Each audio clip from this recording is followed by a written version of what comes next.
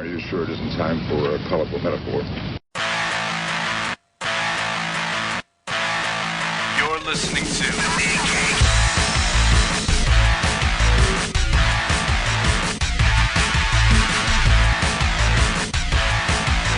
Comics Podcasting on the edge of civility.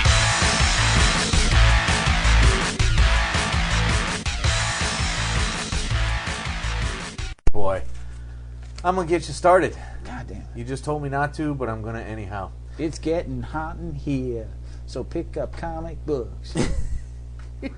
Well, I'm not saying the other thing. No, There's you do, fucking please way. don't. I'd have no need for that. So, before we get started, what Yeah. episode is this? This is episode 221 Very nice. of TMG Cast. I'm the host. It's my fucking show. I run it. I edit it. I do every goddamn thing except let you talk about books. I let you talk about books. I am Adrian Tech Jedi. You literally do everything. I do. I bring the funny. I have one job, and I don't always do it. If you go back, kids, and listen to some of the podcasts, I do not always do my job. Not always. No. Well, often enough where I keep you around. Yep. You know, it's like a dumb dog, really. You can scare the guys, but you can't necessarily run them down. You are the Reverend Mad Dog. That's so true. You the funny motherfucker. Quackity quackity. So, It's DC night. which is why I'm about some filler time.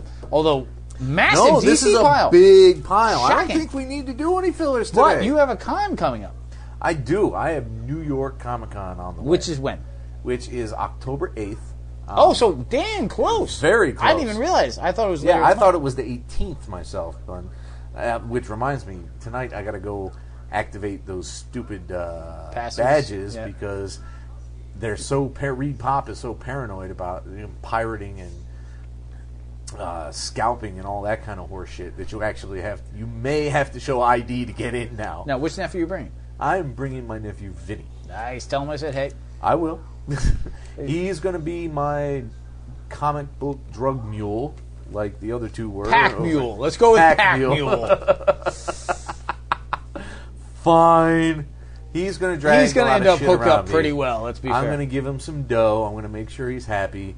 He's going to hang around with the anime kids for a little bit, probably, because that's what teenagers do now. It's a big signature one for you, though, so you're going to have a pretty hefty pile. It's going to be so hard to properly choose the books that I need to get signed there. It's going to be really hard. There's so many fucking people going. It's ridiculous. It's mind-boggling. Yeah, we looked at that list and the other night, and I was very impressed. You bring a couple things for me, which I very much appreciate. Yeah, absolutely. Including Sienkiewicz and Adams, which are two huge. If you get those done for me, dude, like I will be so motherfucking happy. Like those are two massive guys on my list. What are you making me bring? You know, you're taking a decent pile. Having me bring. We've decided that if one of us goes to a show, and let's be fair, the odds of me going to a show without you are so infinitesimally small. Yep. Although I might bring my nephews to something next year, so it could happen. Yeah, well, I mean, there's no reason we can't all bring our nephews the same day. Yeah. But either way, and we've decided that throwing... Although, honestly, my nephews would probably beat the shit out of your nephews. Let's not have that happen. But I'll control them. I've decided, Yes? and you agree, that smaller groupings make more sense than me dumping a ton of stuff on you that you feel guilty for not getting to. Right. So we're going with 3 and then a single issue just for my own amusement. So you're bringing some stuff for Amanda Connor, Yeah. and then the Adams and Sienkiewicz. So we got Right. some sweet stuff for Amanda Connor.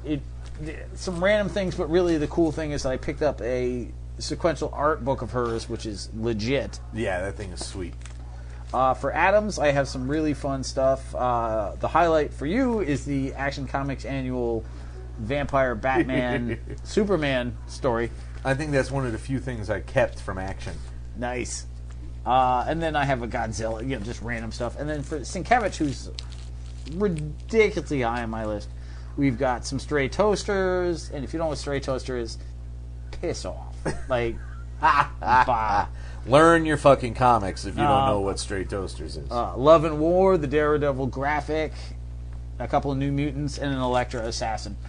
So, nice highlight. And the singular, is David Lloyd, famous British comic book artist, great artist, has done a ton of stuff, but probably best known for V for Vendetta. Would you agree with that? Yeah.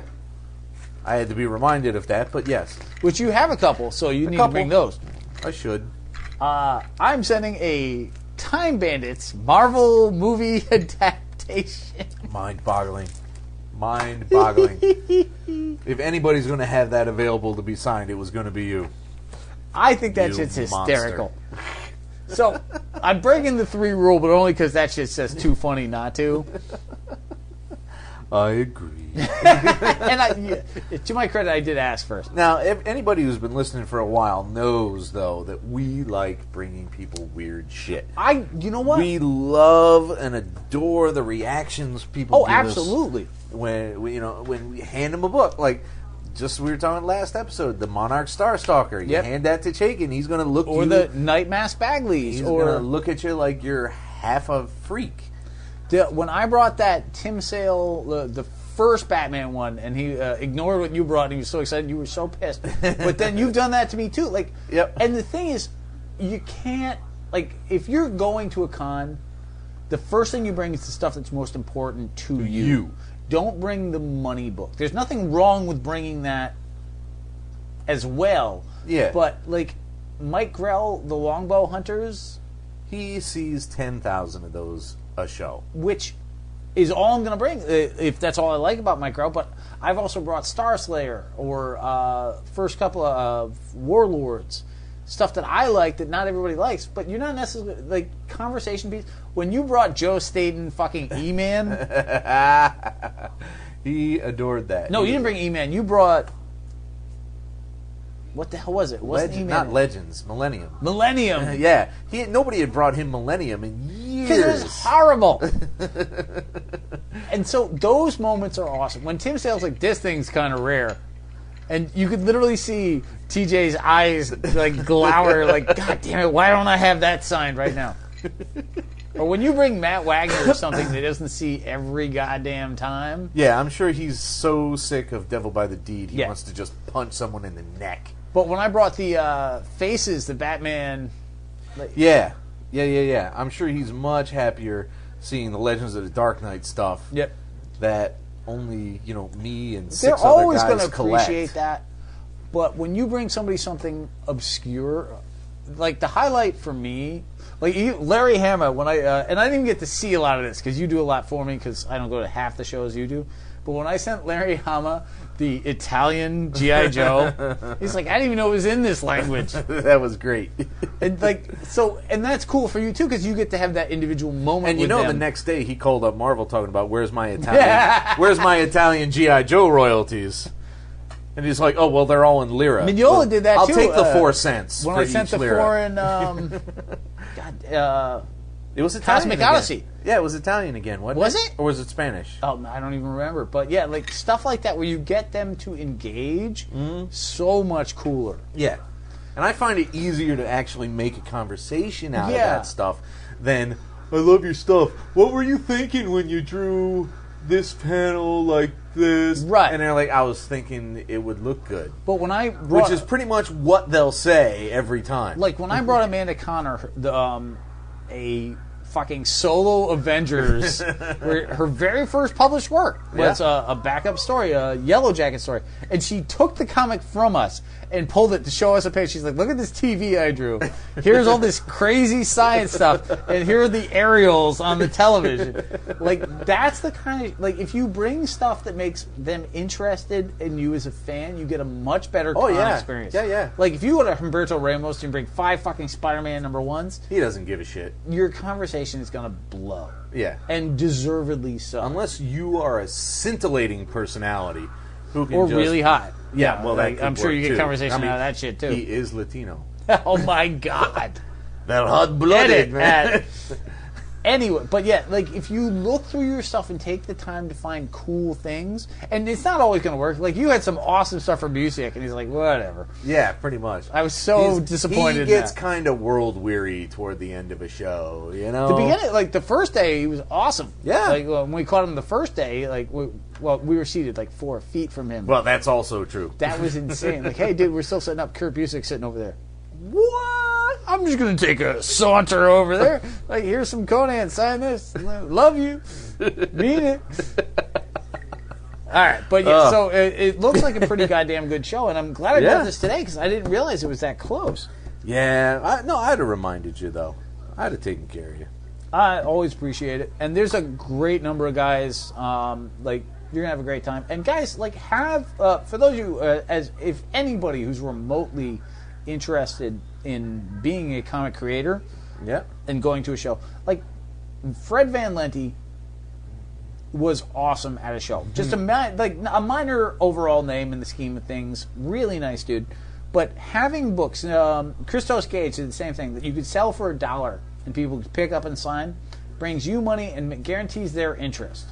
Like selling $40 hardcovers at a show is not going to be as successful as having tiny things you make a small profit on. Right. Like you bought a Van Lente just to have it signed that day. Sure. And you don't even like that dude, although you totally appreciate him after the fact. Mostly. It's more about his personality than his actual skills. Oh, well, you know, now that you've read Big Trouble in Little China. I have bigger hope. It doesn't recolor the Van Lente stuff I've already read. True. Although the man did Hercules, Incredible Hercules. Yeah, we laughed a lot at Hercules. And World War Hulk, so... Yeah. Or Planet Hulk. No. That was Planet Hulk. Yeah. Was him and Pac. Yeah. That's a graphic I would bring to get signed, but that thing's like 4,000 pounds. Yeah, I don't need to lug that shit around. I just, like, that would be a cool one to have signed, but it's like, here's your epic. Sign this motherfucker 5 times, because this shit is heavy.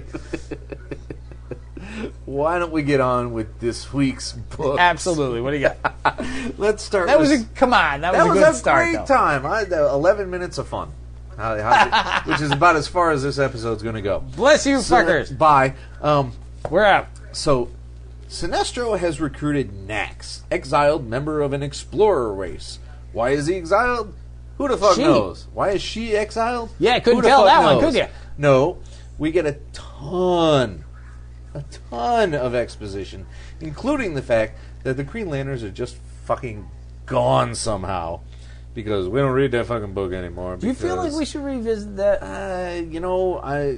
If I go to a shop someday, I'll go grab some. I'm not telling you to. I want your honest opinion. No, because I want to know why they're gone. And I am not. Do you miss Green Lantern? To a degree. Outside of Batman, that's probably your favorite DC character. Yeah, really. But this whole... We're space cops, but all we're going to do is fight other types of lanterns all fucking year. Well, everything's epic in Green Lantern. So old. It's every single book that you pick up is a giant fucking epic. And I tire of that rapidly. But Green Lantern was a highlight for a long time.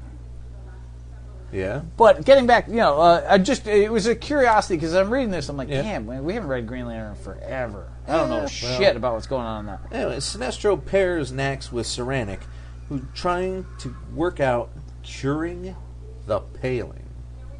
Dude, the paling is a legitimately creepy sounding thing. Like, isn't it, well though? Fucking done. Yeah. And I love the fact that you've got Sinestro taking on this person who doesn't seem to understand fear. And Sinestro keeps cutting his ring off when it's explaining this person. Yeah. And I feel like he's going to regret that because something horrible is going to come from this. Yeah, probably. I thought this was an awesome issue. We can expect Bunn to give us a good surprise.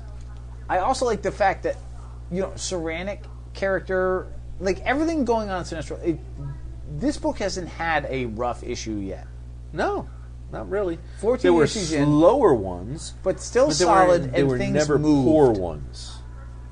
So I'm very happy with that fact. You keep staring at that Batman. I know you're dreading talking about that. No, I'm waiting to talk about that. Well, let's get it over with then, What do you got? because I'm dreading it. All right, I'll fire tell you away. the fucking truth here. Why Now, Scott Snyder should not write Batman? Yeah, let's go. Scotty, you almost had me, dude. You were so close this issue. Jim was talking to Bruce. Alfred was talking to Clark. I was kind of choking up here and there, dude. I thought that part was very well done. That was amazing. I dug the hell out of that. And then you bring in Batman fucking cloning himself, complete with angst, revenge, and anger. I didn't have a problem with that at all. Baked into the formula. I didn't have a problem with that at all. To me, the basic idea of Batman, making sure that there was always a Batman to protect Gotham, makes perfect sense. And then deciding that this was a fucked up idea, I guarantee, man, if you were to actually explore the Batcave, like if Arkham Asylum, the video game, had like tons more room, you'd find some really fucked up, like, you know, anti-Joker pellets, and, like penguin raping machine, like No, I don't think so. All kinds of crap. Batman was like, well, we'll put some money into it. This is probably wrong, but I don't think that that's. And if you go back to Alan Moore and Chris Sprouse in Tom Strong, and the side project to that one, what's the one that you really like that I never completed? Terra Obscura? Exactly. Yeah. I love that you knew that. From that. What's the one you really like that I never find complete issues of? Their character that was based on Batman, the Terror, cloned himself, so there would always be a protector. Huh. I think it fits the character, and I also think it fits Batman to not pull the trigger on it. To see, like, to put the money in, like, this is an idea. Let me put some money into this. And then when it gets closer to completion, be like, this is really fucked up. Because Batman, at his very heart and soul, is pragmatic and moral. Right. And cloning is pragmatic and immoral. And you can debate that all day long, but the basic philosophical points of it is like, maybe we should make sheep out of shit. Well, Exactly. Totally shouldn't. But, so I had no problem with that at all. My problem is Scott Snyder should not write Batman. And the very basic reason for this is fucking Mr. Bloom. Ugh. Mr. Bloom. All right, so here we have yet another fucking... I'm going to ignore your plot descriptions for this. You go right ahead. Mr. Bloom is yet another Snyder-created villain that is stupid. He is putting...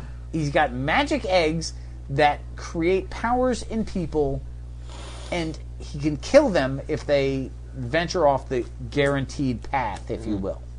Agreed? Which reminds me a lot of Tony's whole Extremis 3. To a degree. Yeah. He never threatened to kill anybody if they didn't use it. He totally threatened to kill him. Did he? Yeah, it's the Mandarin. He threatens everybody. Like, oh, enjoy your eggs, or I'll kill you. No, Tony's. Oh, sorry, I was thinking the end of Fractions, Extremis 2 period. No, sorry. no, 3. Yeah, dude, bear with me. We've had 4 scotches, it's fine. The fact of the matter is that this is a horror fucking superpowered villain, and that's what Snyder keeps doing. Batman fights motherfucking criminals. Yes. And that's what I've been trying to tell people. At the end of this, like, he's creepy looking, and I love the little flower on the all-black mask. Sure. Like, that looks like a Batman villain. Yeah. But then the Penguin fucks with him and shoots him in the face. And it doesn't do anything? And he suddenly starts fucking turning into a monster and firing plant finger strains into people to kill... Like, and if you kill Scott Snyder, I swear on all that is holy, and to me that's pretty much comic books, Scotch, and the Muppets. If you kill the Penguin, the wrath I will bring down on you. Now, the whole point of the Penguin getting involved is Penguin wants a cut. Well, he goes to the Penguin, like, Penguin, he offers Penguin a egg, and Penguin's like, dude, I've been a fucking mob boss since the 40s. Yeah, I don't need your superpowers, but I will take a cut. Yeah, like, I don't need your jackass villain of the month fucking superpowers coming my way, but I will sell things for you. And then he keeps, well, no, he goes basically to shoot him. Like, you know, you're putting mobs out there. I don't want them. Good day. But Snyder keeps going to powers. is the point I'm trying to make. He keeps bringing superpowers anti-Batman. Batman fights insane freaks, which is not to say he can't fight a powered villain, but to only have powered villains versus Batman is bad. It's not only tiring, because there's, you know, the endless variety of nonsensical powers he keeps bringing to the fucking table, but I'm not even going to get into, you know, Guy Gardner fucking Commissioner Gordon, or Guy Gardner Gordon, Triple G. Guy Gardner Gordon. Triple G. You know, the Jim Bats, I still like Jim, but I can't handle No, dude. this stuff. You're younger and muscly, like I keep having to remind myself that even though it seems like it's current, everyone is younger because everything reset. Right. I have to keep reminding myself But even of with that, Commissioner Gordon didn't look anything like this at the beginning of this. No. So he's moved back. Like, it's nonsensical. The Bat Bunny robot I loathe, and I made that very clear. But Snyder needs to actually use insane villains and fucking mobsters. Yeah. Like, Just chuck a couple in there, man. these constantly creepy villains. There's a lot to be said. However, if you look at it, there are points where Killer Croc, despite his brutishness, can get pretty creepy. Oh, yeah. There's room for him to get creepy. Yeah, I had no problem with creepy per se. I've got a problem with turning into a fucking American vampire monster. Yes. All right, I'm with you on that. Absolutely. Killer Croc is damn creepy. Dr. Destiny, more so. Zax is creepy as fuck. Scarecrow can be a Joker. Well, Like, Zaz. Zaz. Because Zax is a Hulk villain. That's right. Yeah, that fucking electronic alien douchebag. That's a bad Hulk villain. That's a title. Electronic alien douchebag. That's totally the title. It is. It is. And you can't deny it. That's what we're doing. But no, I like Scott Snyder, and the thing is, he's a great writer, and I'm going to say that outright because the thing he does with Alfred making the argument for Bruce retiring, is amazingly awesome. And you know, those pages were so good. And Clark's reticence at losing Batman works as well. Well, only in the sense that it's this Clark. Well, you know, pre-52 Clark would be all about Batman finding happiness. That's true, too. Absolutely right. So, I agree and disagree with that, but yes, the current 52 Clark Kent would feel this way. Yeah. Anybody previous would be like, no, Batman's happy, we'll live without him. Yeah.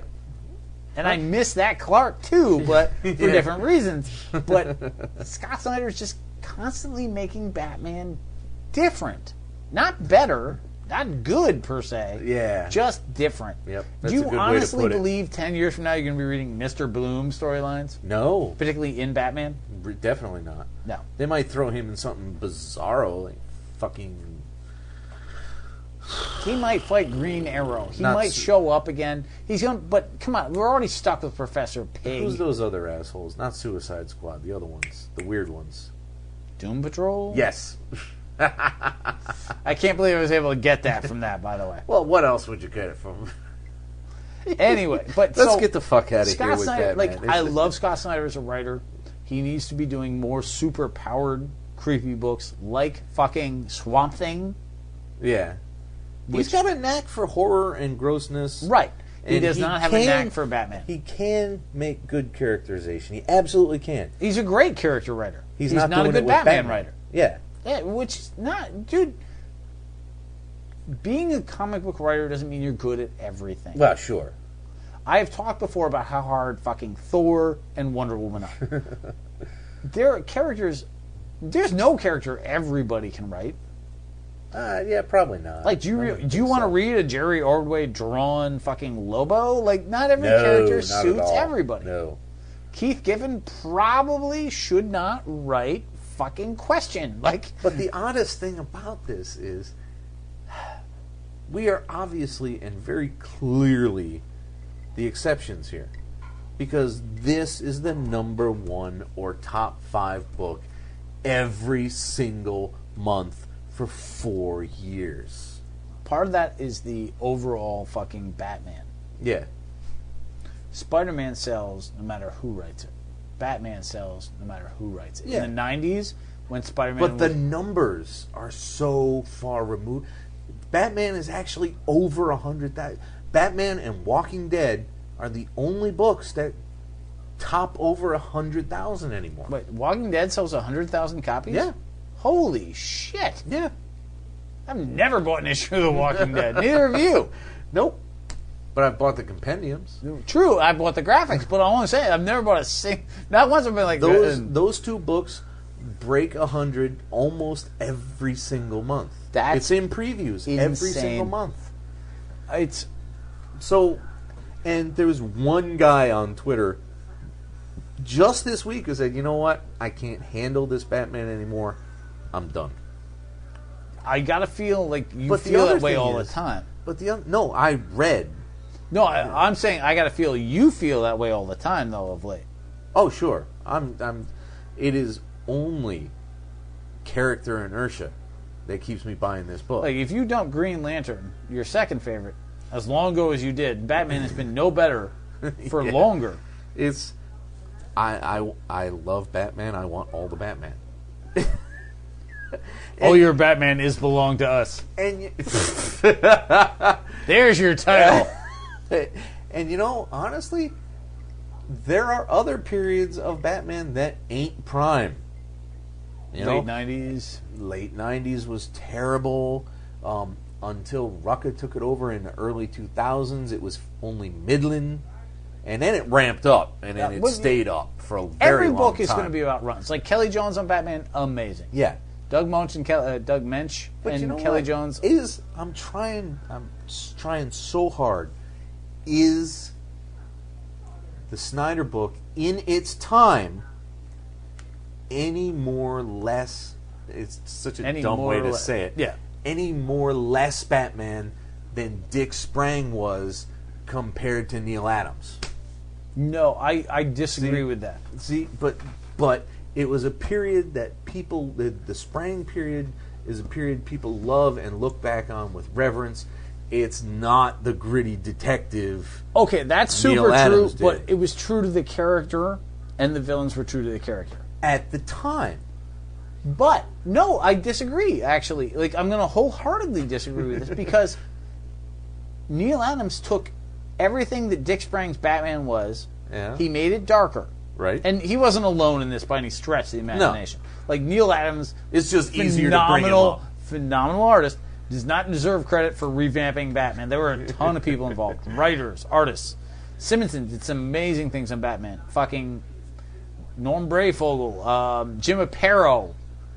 Like, they were all much later. But you could compare any of them. Denny O'Neil probably gets the most credit. I just grabbed Adams. I'm not disagreeing at all. Because we recently talked about Adams. I just want to make credit. Like, Denny O'Neil probably deserves the most credit for fucking writing the shit. Is Denny O'Neil's very ninja, Ra's al Ghul, grit, angst-ridden Batman any less Batman than Dick Sprang's giant prop-based Batman was?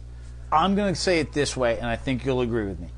What Denny O'Neil did to Dick Sprang, and of course, we're talking about 2 points. There was a lot of evolution in between. Yeah. But we're talking about key moments. Is make Batman, again, pertinent and relative. All right.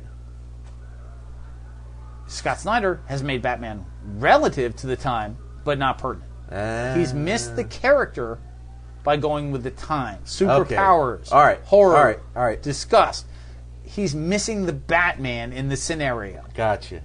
Yeah, okay. Denny O'Neil never lost sight. Yep. Like, yes, Batman was no longer Aunt Gertrude, me and Robin are going to... No, but it was still the same character. Yes, the joy was gone from the 50s because you couldn't have that anymore. Yeah. In the 90s, however, or now in the fucking 15s... Yeah, right? you could do what Snyder's doing and still have Batman.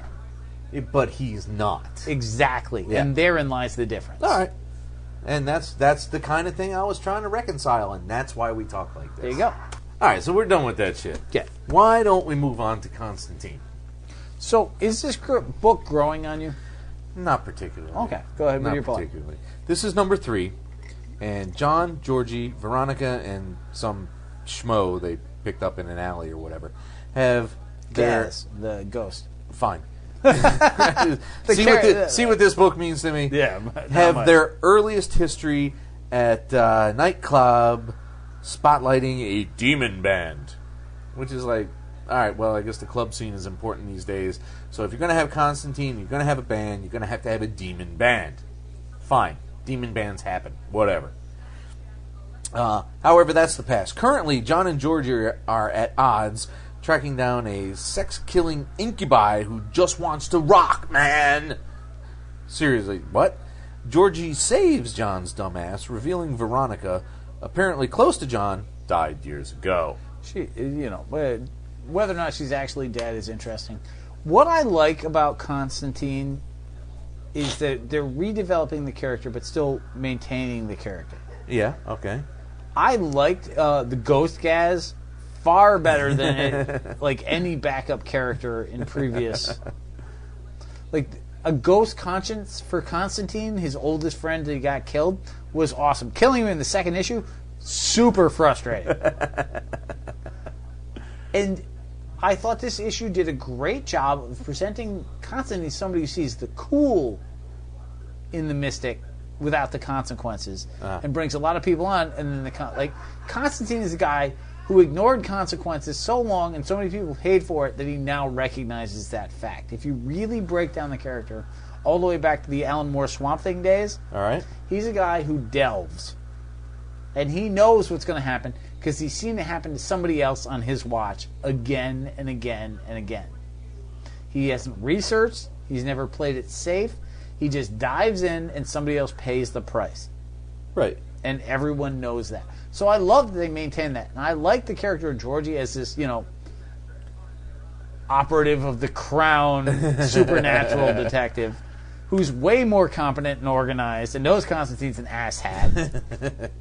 Dude, the worst thing, there are two things in comics that just screw you. Yeah? First is, hey, let's have Speedball be a guest appearance. Okay, you're being canceled. Two is, hey, let's do a favor for Constantine. That's the worst idea on the planet. Exactly. Everything fucks you when you do a favor for Constantine. Exactly. So, but, if you dig it, I'll keep getting it for you. I don't care. We killed it after this one, right? Yes. This is the last one? If you want to go back, we'll get you another one. Yeah, we'll That's keep a look. fine. But, it's all right. Oh, that's yours. Yeah, you take that shit. Yep. But, no, you threw them to me, basically. You're like, no, I don't want this. And the first issue was pretty weak with the weird sex demon thing. But this storyline with the ghosts has been a lot stronger. Even though you don't like it, I think you'll agree. They did not put their best foot forward. It's more the first coherent. One. Although it's less about, let's show you some weird shit, than a full recognized storyline. They're also redeveloping the character to a newer audience. I will say this, though. Constantine did something, as much as you didn't like it, that you should totally respect. And we didn't talk about this back in the first issue. They did a first issue one-shot. No, I noticed that. That's did. Crazy. And that was good. Awesome. Like, nobody does that anymore. Much. Here's your character. This is what he's like. End of story. Yeah, they usually want to run it into a huge arc. Let's introduce everybody all at once. No. Here's your graphic. Here's your boy.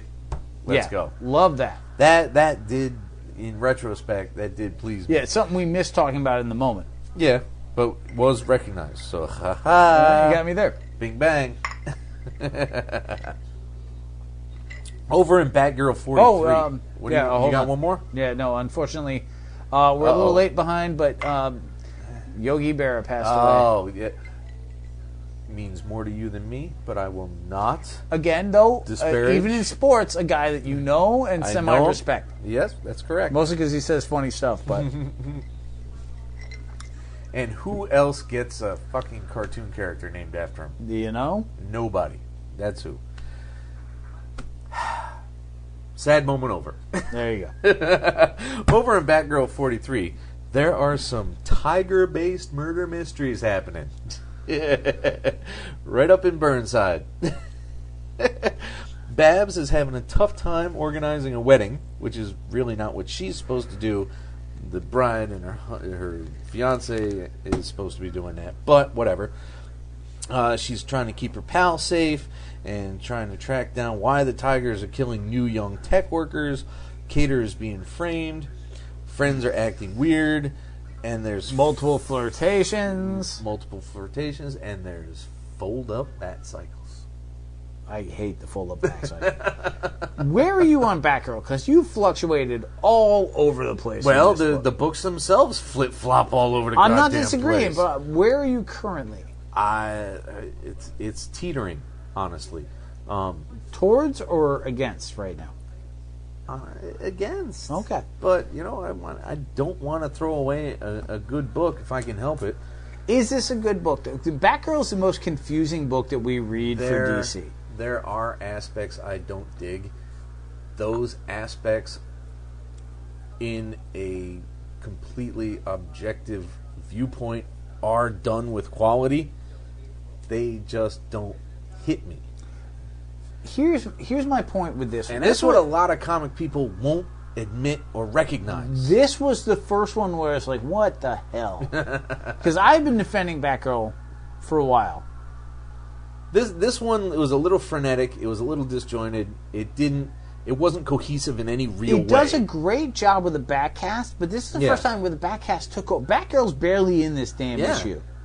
And her professor might be involved with the tiger crime, but he's also got problems with his ex-wife coming into town. He's got relationship issues. She's flirting with Lucius Fox, so the other guy is upset by that, and then his sister is worried because he might be considered a villain because he might have let the tiger in, except the tiger shows up. And first off, Tiger is... And the Velveteen Tiger, the villain from now, holy crap, is that terrible? It was not the best it could be. There is too much going on in this book. And I'm all about Batcast and having a fully realized world in a comic. Yeah. And I fight for that constantly. Sure. In the sense that I say, hey, you should have this. Which is as close to fighting as I'm going to get for a fucking comic book. Punch my mom, we'll talk differently. But for a comic book, don't do that. That's as far as I go. So there's that. I think Batgirl has potential. I like it as a light book. It's trying too hard. And that's what I was saying the first 6 issues. But I didn't agree because, it was building the world, but it's so convoluted now. This is reading fucking 70 issues into Claremont's X-Men. Yeah. It's issue fucking 43. And that doesn't even count because it was 36 where they made the left turn at Albuquerque. So we're talking fucking 9 issues? Yeah. Maybe you should chill out a little bit. You know what? I think they made Barbara Gordon very likable. Yes. I like the true. art. Oh, yeah, absolutely. I think everything suits. The new costume is beyond awesome and well played out. Mm-hmm. A lot of things are good. Tiger's a villain's dumb, but that's a small aside. That's just me being a fucking amusing podcaster. Tiger villains, dumb. I've done my job. But you need to have a more linear, clear-cut plot to a degree. Right. Build fucking complexity over time.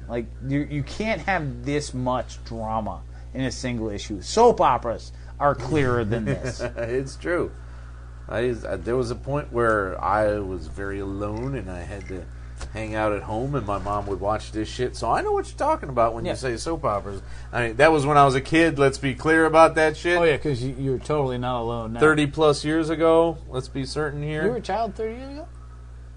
You consider 20 a child?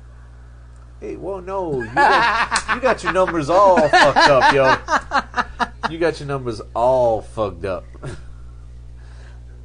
Let's move on to BIZARRO, shall we? Oh, yes, let's. The BIZARRO is such a fun fucking book. Dude, I'm going to have to buy a fucking graphic of BIZARRO. BIZARRO, I'm so pissed off. Jimmy, and Chastity Hex. What? Whom? Hey? There is no point in talking about the plot of this book. Sure there is. They come across a literal Old West ghost town. Trying to find a live bounty, because that's what Chastity Hex does, and avoid the spectral townsfolk when El Papo Gallo arrives. Dude, when Bizarro calls him Papa Guano bat crap, oh my god. They start stealing everyone's stuff, including Bizarro's own body. Eventually, Jimmy uses an old cavalry bugle to call in undead reinforcements like Jonah Hex himself. And El Diablo, I think Bat Lash was in there. Yes, he was. Beyond awesome. But, you know, I know you love your plot description. I wasn't saying that to, you know, annoy you. I'm saying, like, this book is so much fun. The plot is almost secondary to how well it's done. The art is so cartoony, it should not work in a DC book. It's awesome. Bizarro, like, again, my one caveat is the same thing I always hate about Bizarro. The dialogue is so irritating. Yeah, it gets hard to interpret. And it's not consistent because it can't be. Not by a long shot. But the moment where Chastity Hex is talking about her genealogy, she's like, look, I believe I'm related, but, you know, it's only so far I can check on the website before they make you subscribe. That was the, like, because we've all done that as far as we can. Like, yeah, no, I don't need to know who my grandfather was, apparently. Never mind. Like, so goddamn good. And when the parrot inherits the chupacabra, like, if you can't find that shit awesome, you don't belong in comics. It's a great book. Like, I'm disappointed.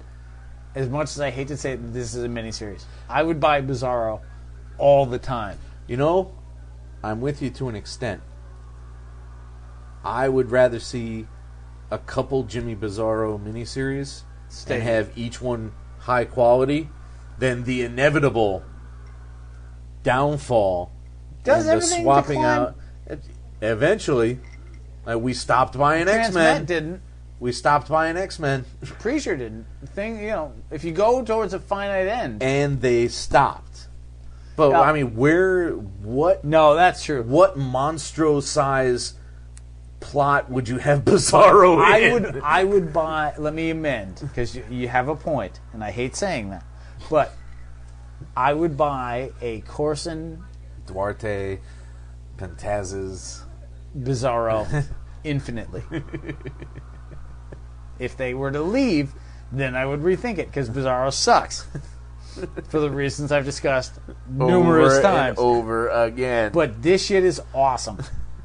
And I stand by that. And speaking of not awesome... Oh, I knew you were going to do that. Now, I do like the art. Wu is a good artist. Annie Wu knows what she's doing. But it's in Black Canary 3... It's an art style that shouldn't carry action as well as it does. Yeah. She is a very talented artist. I'll give you that. But Ditto, the guitarist, is an alien? Come on, guys.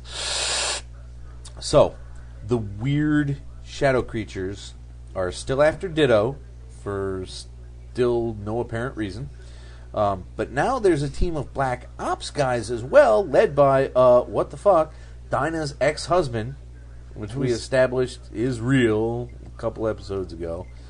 Because that was new to me. I didn't know it. Fine. I'm not fucking an encyclopedia. Whatever. Don't look at me like that, Rev. I'm not an encyclopedia. Yeah, you whatever. I have a beard. I'm not a book. You are totally an encyclopedia, dude.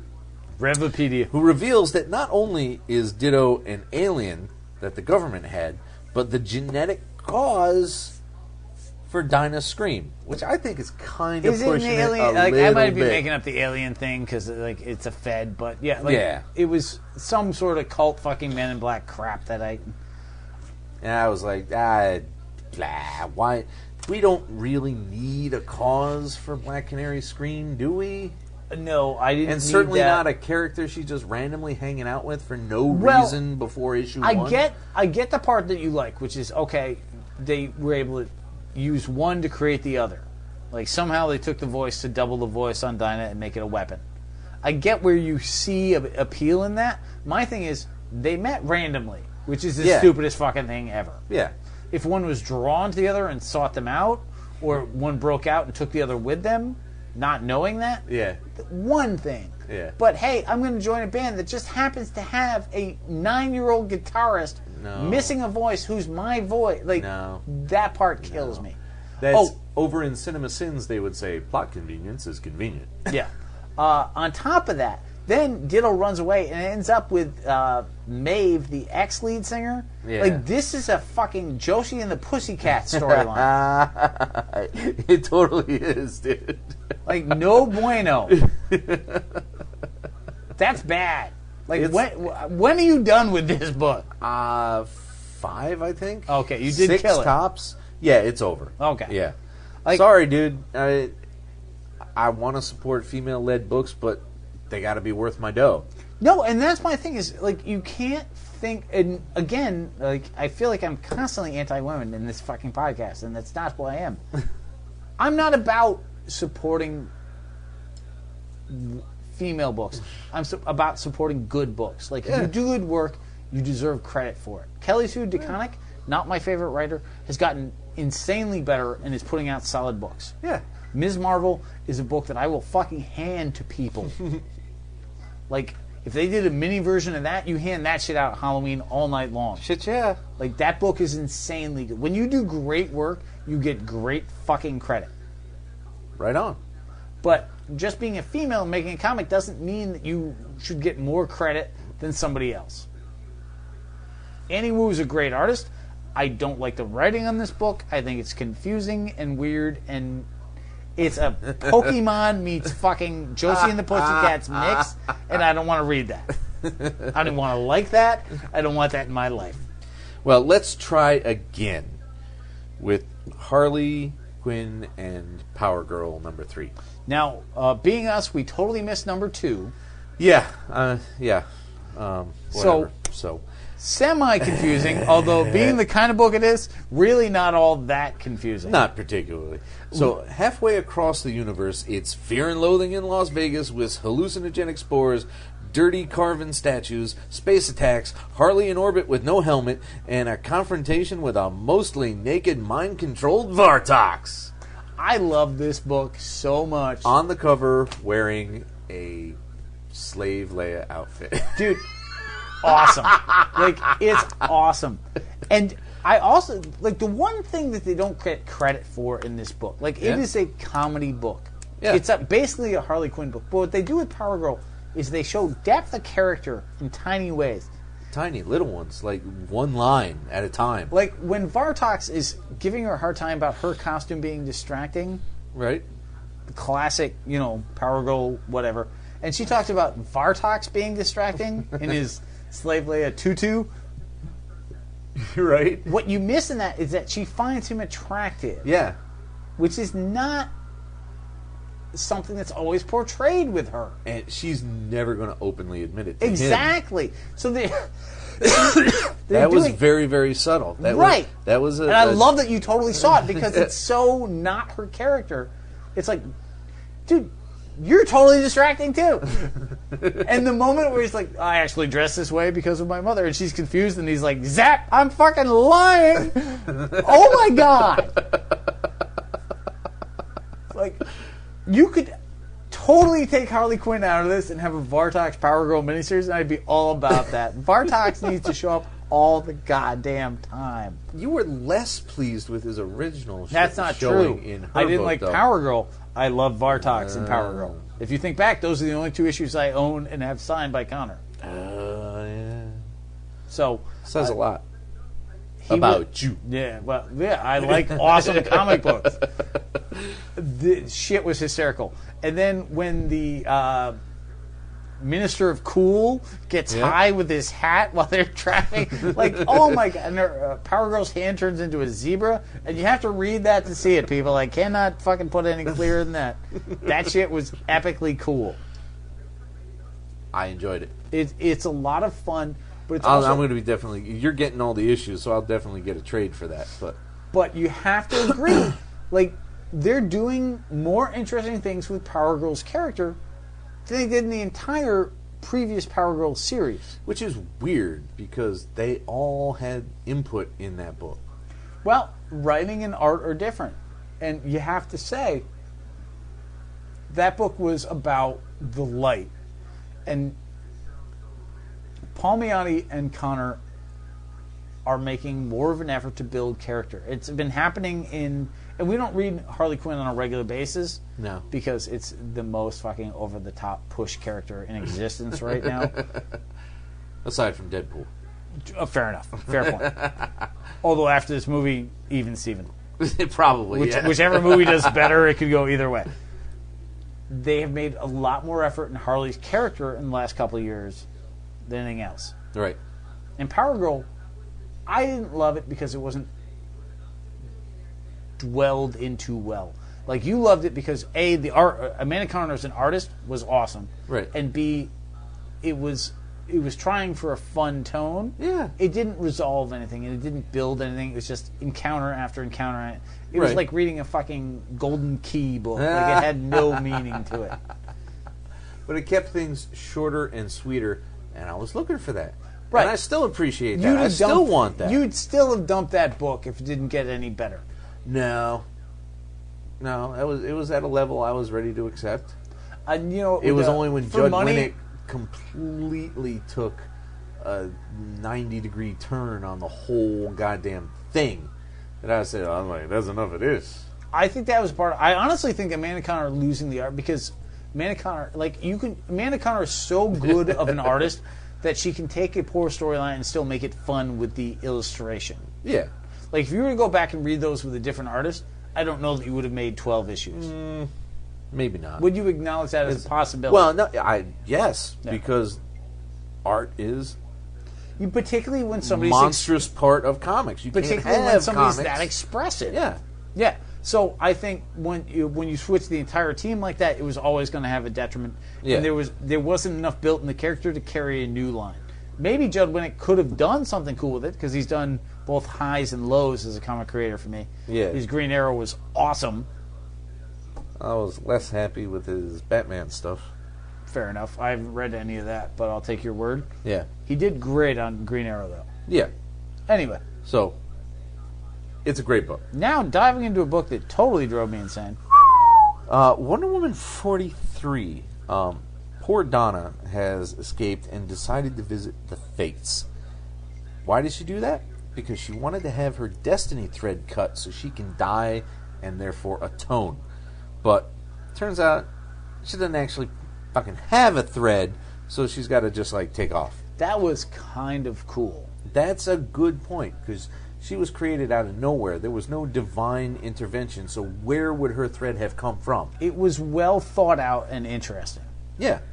Diana is looking for her and finds the dead Fates and is attacked by Aegeus, or Aegis. Well, Aegis is with an I.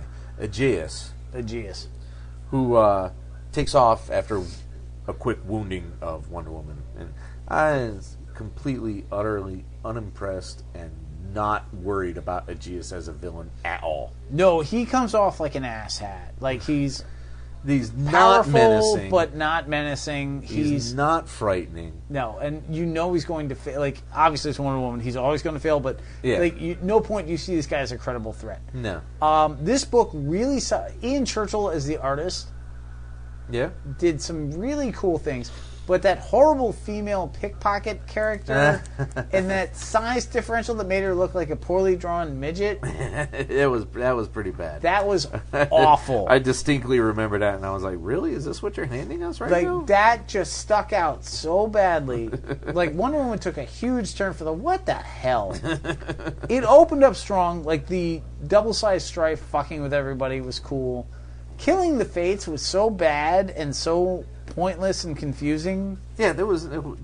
What did anybody hope to accomplish with that? I didn't understand it. And like, how do you kill the Fate? Like, none of it made sense to me. And then that weird female pickpocket, and the moment where Wonder Woman's like, "You touch her, I'll kill you." Like, he's shooting arrows at you. Shouldn't you want to kill him? Like, I've been really enjoying the Finch dynamic on the book, and I think Meredith has been improving as a writer. Yep. This issue was just a screeching halt left turn of what the fuck. Hopefully part of that was Churchill, and Completely true. It's right. I think the book has potential. I want it to improve. This one... Of the 14 books in this pile... Dude, insane. That's not top 10. That's not top 13. Woof. So, let's forget about that one. Forget about it. I don't have anything else to say about that book. It was just like, that happened, and it was weird, and I don't care. So, Starfire, number 3, is, frankly, 70% boring-ass fish-out-of-water stuff. Dude, you had to enjoy the part where she was learning what lawn gnomes were. No, that did amuse me. But again, that's part of being the fish-out-of-water stuff. So, it's a bit of shiny in blah. My one thing with this book is, am I really supposed to believe, like, I get fish out of water. Yeah. I understand, like, oh, I can't bathe. Like, she lived in a dressed culture. They've shown her world. Yeah. I'm pretty sure she knew that people knocked boots. So it's like they're they playing the erased her naivete. entire mind. Right. Like, it's not an image book where a half-naked, super gorgeous woman just showed up out of nowhere. They've shown an entire planet of people wearing clothing with kids. Basic understanding existed. Yeah. She was a princess, not knowing, that she needs money to live. Okay, that part, logical. Yeah, to an extent. I mean, she's pretty much... Yeah, she's never had to do it. Validity makes sense. That carries over. Maybe showering in public, probably not. Like, her world was established even in the 52. Yeah, this is nice. This is not her first appearance in this milieu. Particularly since she's night and day from the character from Red Hood and the Owl. What happened in between? Obviously, they've revamped Without Bothering, which is Yeah. something comics do all the time that drives me insane. I love her character in this. Like, the sweetness comes through so well. Right. But it can't last like that. I don't know. Parts of it can. No, her sweetness can. Her being dumb as a fucking stump can't. No, that's killing me. But to do that sweetness that well... That shows a level of skill in Connor. Like, a legitimate level. Because, honestly, if you met this person... Yeah? You'd want to bang her because she's hot. But you'd also want to take care of her because she's awesome and sweet and nice. And they've nailed that part so well. Right, eventually there's a mystery murder on a cruise ship and Tara shows up, though. Yes. Is this also And a the monster. one where people get eaten by sand? There's a monster. Yeah. So there's some neat things going on that might or might not lead to anything. This whole book comes down to building the Starfire character. There's parts they do awesomely, and there's parts they do less awesomely. Yeah. No, the sand creature was the last one. No, that was this. There ain't no sand in there. Where people turn into bones, the surfers. Bones. I'm looking at it right now. Don't you worry about it. The creature bursts into the bar. No, nobody turns into anything. They just change costumes and start fighting. Let me see this thing. That doesn't happen. Unless it happens earlier. Because I was flipping through. I didn't... Oh, yes. Wait, it's the first couple of pages. Fine. Whatever. I love how casually you say whatever when deep down you're thinking, fuck. Whatever. What am I going to do? Fight it? I do like the book. I think you'll hold on to it for a while. Yeah. But it needs to get her more acclimated quickly. Yeah. So she can go have... Like, oh, everyone's buying me a drink. I can't drink all these. But thanks for clearing that. By the way, totally would drink all those. Just saying. You totally would. And I'd live. Now, I don't know about this Yang guy over in Superman 43. Thank you for clearing that up, because that out of nowhere, that's just like, I don't know about this Yang guy. What happened to poor Johns? I don't know. After last issue's flare, Jimmy, Lois, and Blue Locks, or whatever the fuck her name is, are at Lois's... Blue and red, just think of it that way. Yeah. All right, Lois's place as Clark starts to recover. Jimmy pukes up a robot that tells Clark to meet. Dude, he pukes up a telephone transformer. It's like that annoying robot from fucking Michael Bay's Transformers. I don't need that the shit. one that talked with the He Italian needs to accent. he needs to go talk to Hoarder Root, who wants to know all about the flare, or he's going to reveal Soups' identity. Lois blows his cover herself, though, because, what the hell? Reasons. I actually found this very interesting. They're building a Clark and Lois relationship, despite the fact that they're both in other relationships. Yeah. That I thought was really cool. Yeah, but is The robot thing, that was so Michael Bay. I wanted to cry blood. preempting his identity reveal helping him, though? It is if you're an asshole reporter. You have to look at the decision making in terms of the character. Would TJ, the podcaster, do that? No, because if I shared something with you and the only way to protect me was to... Well, I mean, there's two levels to look at that, first off. But in general, if I share something with you, would you tell somebody else? No. Absolutely not. But we're family. Yeah. We're talking about a reporter seeing somebody she cares about hurt. And she can use reporting and her own career path to protect them. Would she make the best decision in that scenario? It's actually really good writing in that sense. If you think about it, if you take your own emotional feelings about it, I'd never do that. Fine. Yeah. Lois Lane would. Yeah, I suppose so. You also have to remember you're thinking about the 52 Lois Lane. Yeah. But even the original, Lois Lane has changed so many times in terms of those things. Right. That you have to look at that aspect of it. But she's doing something that helps him. That's the point. She's not just revealing it to get ahead. She's revealing it to protect him Well, from... no, she's not trying to get herself ahead. She's trying to prevent Hoarder from getting the leverage. But revealed is revealed. But the point is, she does it from a reason that makes sense to her in a way that makes sense to her. Yeah. So, It's still a poor decision. But character-wise, it totally makes sense. Yeah, I suppose. So I had no problem with that decision at all. And again, J.R.J.R. just killing it on Superman. Yeah, I can't believe I love J.R.J.R. so much. You totally can believe that.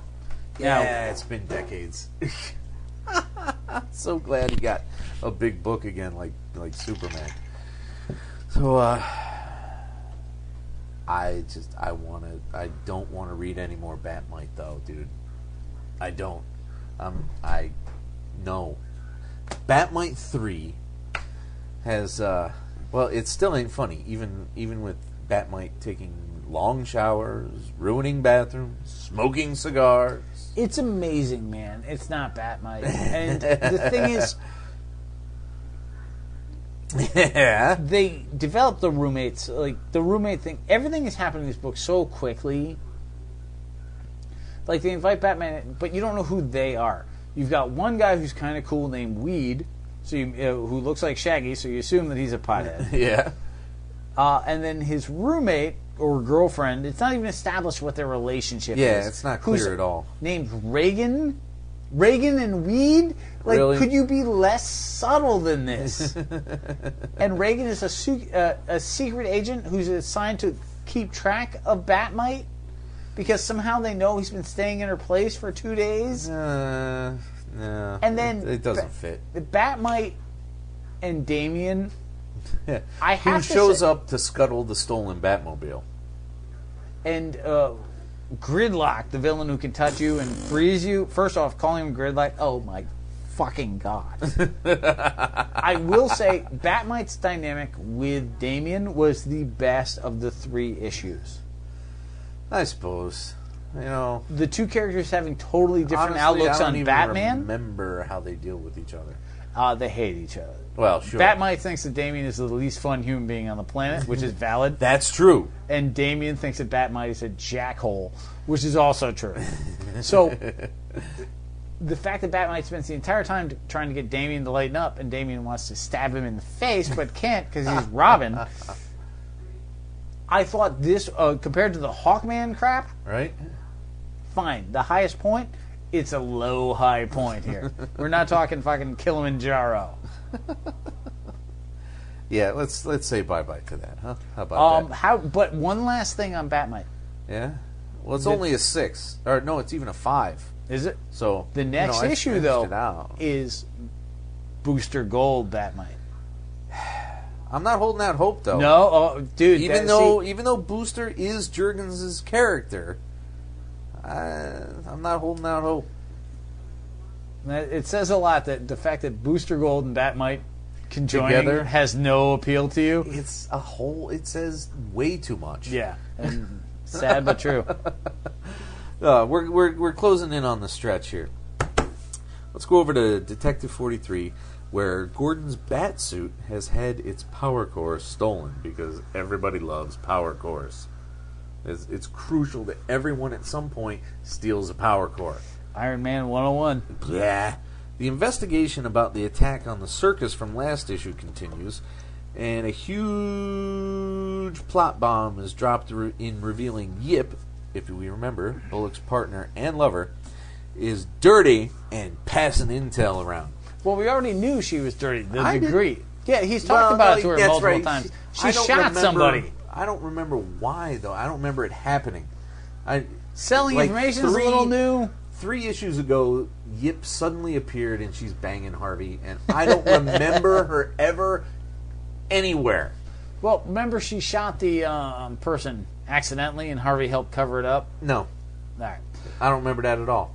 Here's my biggest thing with this. First off, bah, la muerte, bah. But you have Batman get out of the suit to fight them, Yeah. and then people show up and he's already done. Like, you don't even show the fucking fight. Yeah, that was pretty poor. He takes out 2 of the 3 La Muertes. Off panel? Yeah, come on, man. Give me something to work with here. They tracked the core to a robot controlled by the Joker's daughter, which I never needed to see again. You love the Joker's daughter. Fuck you in the ass. No. Harley Quinn. No.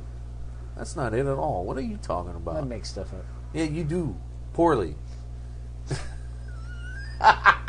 Dude, and the giant McGilly gorilla robot at the end. What are you doing to me with that? Dude, like, I know you were saying, like, oh, people are dumping Batman and saving Detective. This is no better.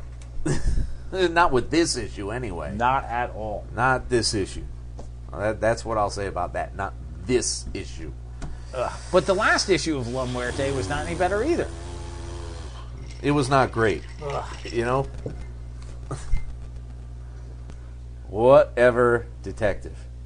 Let's move over to Justice League 3001, number 3. Now, the Starros were, in fact, authorized to enslave this planet, but with the caveat that they were trying to save it. So, Guy had actually forged the documents saying that that was incorrect. Oh. Booster and Beetle topple Turtle Boy. Turtle Boy? Well, Booster, Beetle, Ice, Fire, and the original Flash, and the the revamped Flash, and Right. the revamped Green Lantern we were wondering about are their own separate team. Yeah, right at the moment. And yes, it was the great thing is like They sit there arguing responsibility. oh so good, but if reading it you knew it was Turtle Boy. So at the end when they're like, holy crap, it looks like Jimmy Olsen. No, it's Turtle Boy. It was beyond cool. The Lois Lane villain piece is awesome. Guy Gardner dealing with Starro and hanging out with Wonder Woman. Like, there's so many things about this book that are done well. Yeah. The one downside is it's so convoluted. It is. Oh my god, it's all over the goddamn place. And I'm sure you're happy I gave you those 3,000 ones. Yes, that helped considerably to, aid with this. But, like, really, without reading 3,000, this book is almost impossible to follow. Yeah, it totally is. Because they never go back over anything. And, it's only 3 issues in, so how much time have they had to go back? But True. It's obviously not a new series. It's a followation of the previous before. Followation? Yeah, I make words up. Like Snowbesity?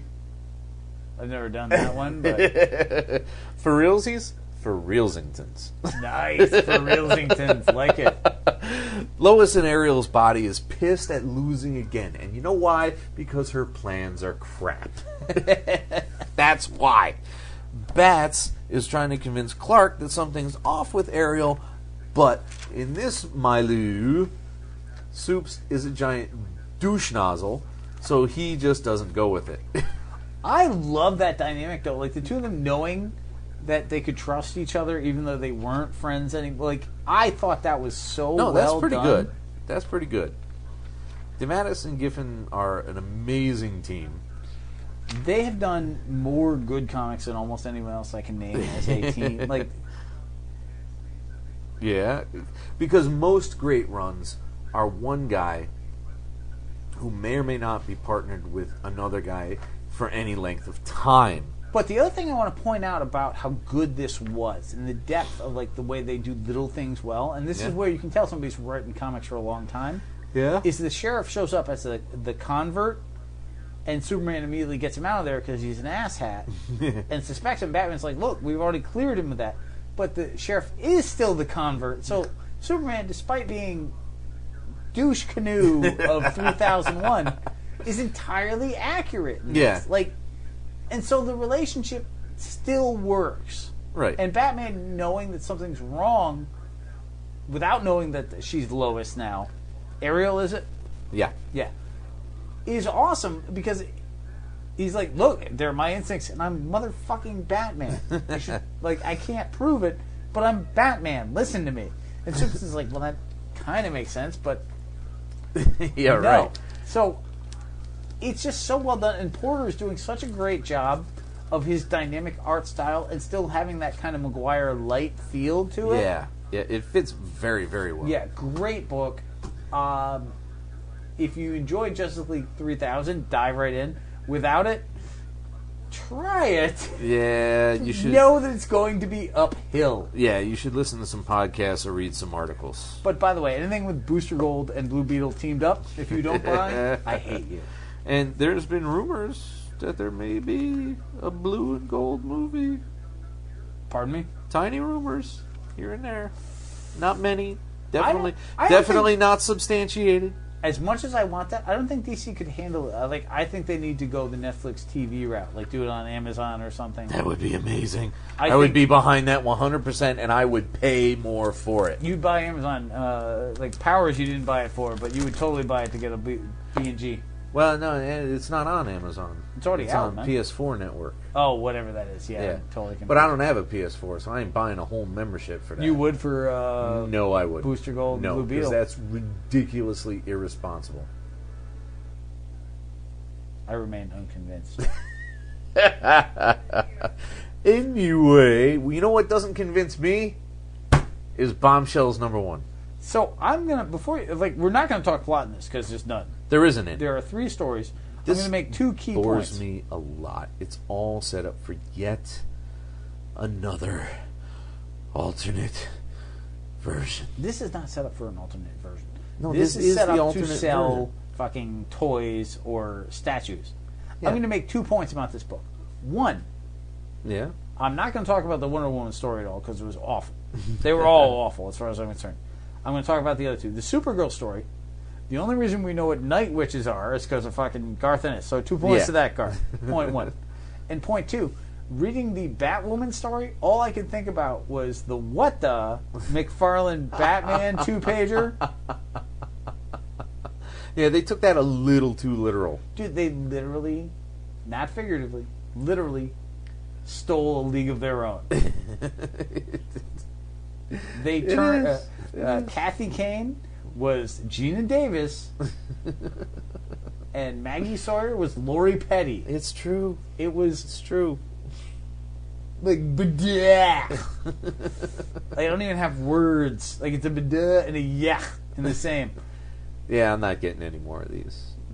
It's just, this is what happens when you take a visual concept and try to shoehorn an actual story around it instead of having a story and then developing visuals that fit the characters in the story. Yeah, well, and with the Night Witch one, was that supposed to be Supergirl and Power Girl? Was that the I'm not thinking? even certain, but probably. It was convoluted. It was not well done, and the art was trying for.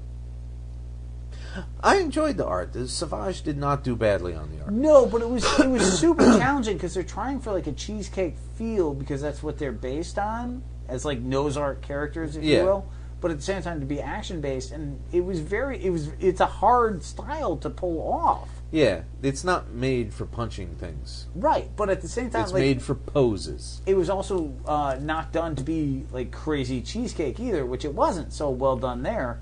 But it was so difficult. Mm-hmm. It's like making a Rat Fink comic book. Just because it was a toy doesn't mean it was a good idea. I'm done with that. Okay. Not getting number 4.